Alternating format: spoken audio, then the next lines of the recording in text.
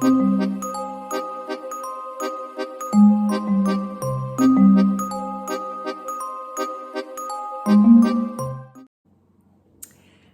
welcome to this new video. My name is Martina Vincenzi and I am the founder of the VIP Flight Attendant Academy Private Jet Coach.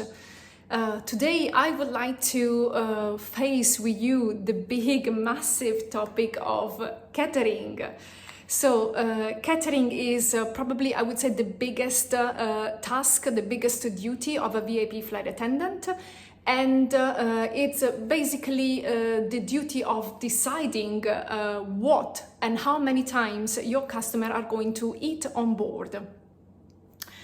Well, as a general rule, you can get food from wherever they sell food. So that could be a supermarket, that could be a restaurant. So you go buy takeaway. You can get takeaway also from an hotel. You can get from a delicacy shop, even street food if this is what your customer want. And definitely you can get catering by a catering company. So a catering company is something like a restaurant without the sit-in area. So it's just basically a professional kitchen where they do prepare food, and they are very highly professional and highly specialized in providing food for private jets and private yacht. So that's probably, it's probably the most expensive solution, however, is also the most efficient solution where you can get your catering from.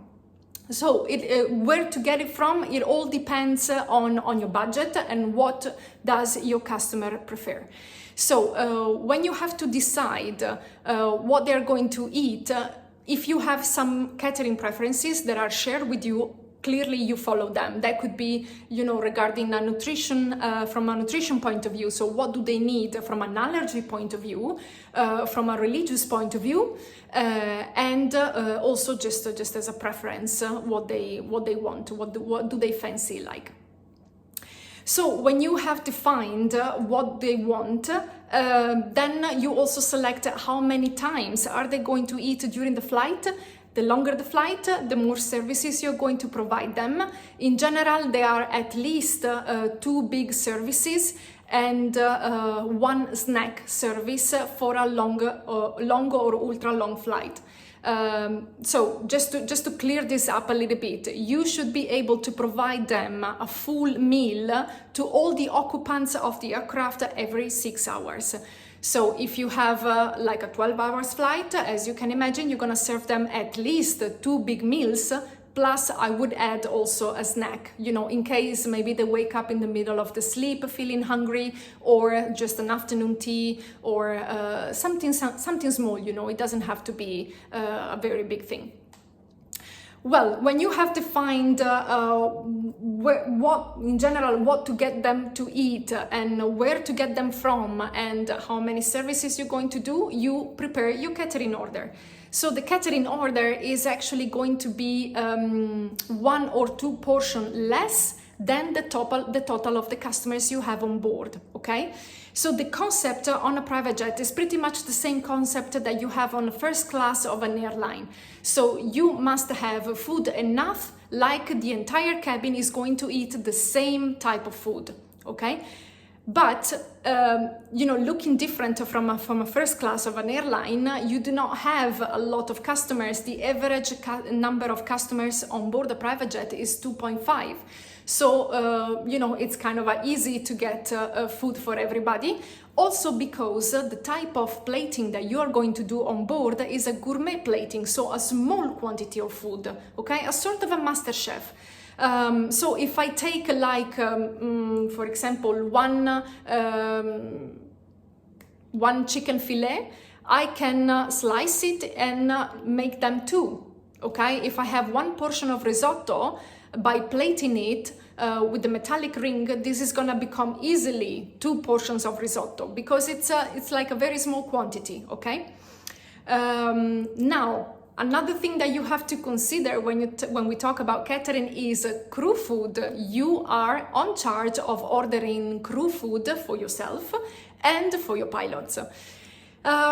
So Generally speaking, if you're flying during a meal time, the crew is entitled to get crew food, and definitely if you're flying for 4 hours or more, they are entitled to be fed with a meal. What is the easiest way to order crew meal? You just ask them what do they want, and that's, I find, the easiest part. So you just I send them an email and I ask them, regarding the flight that we're gonna do in 2 days, I'm preparing catering, so what would you like to have for lunch? Pasta, risotto, a salad, whatever, and then you just order what they have.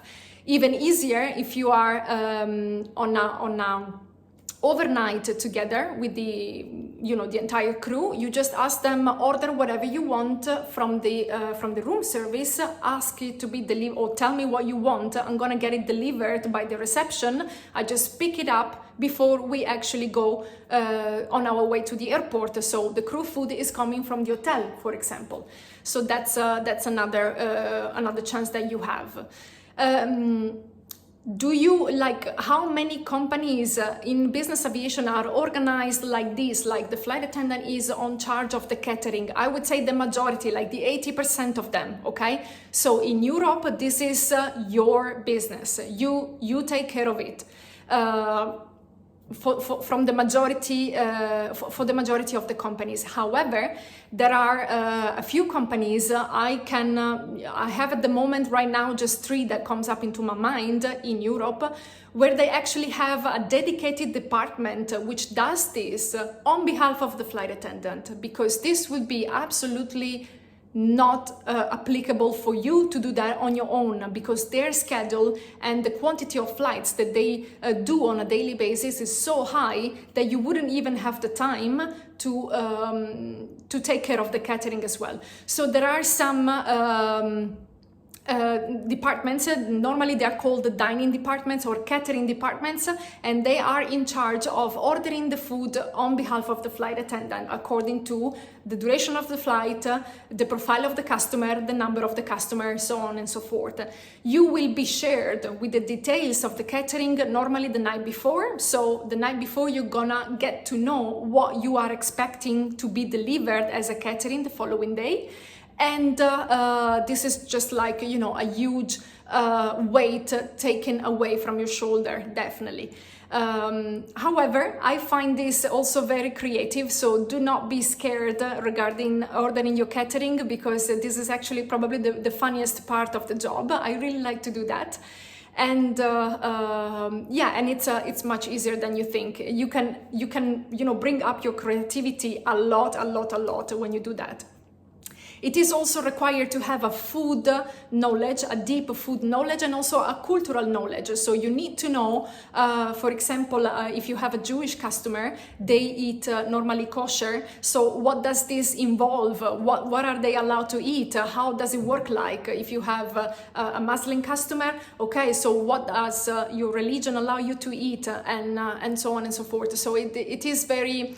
I find it fascinating, because you can go very much in deep, very much deeper into cultures, and you get to learn a lot. And so this is probably why I like it so much. So, well, I hope that this was helpful for all of you out there who are struggling with catering. If you need any help, if you have any questions regarding this or any other topics regarding the business aviation industry, feel free to reach out. I'm just very happy to hear from you. And please also do subscribe to my channel so you won't miss all my future videos. And I send you baci baci.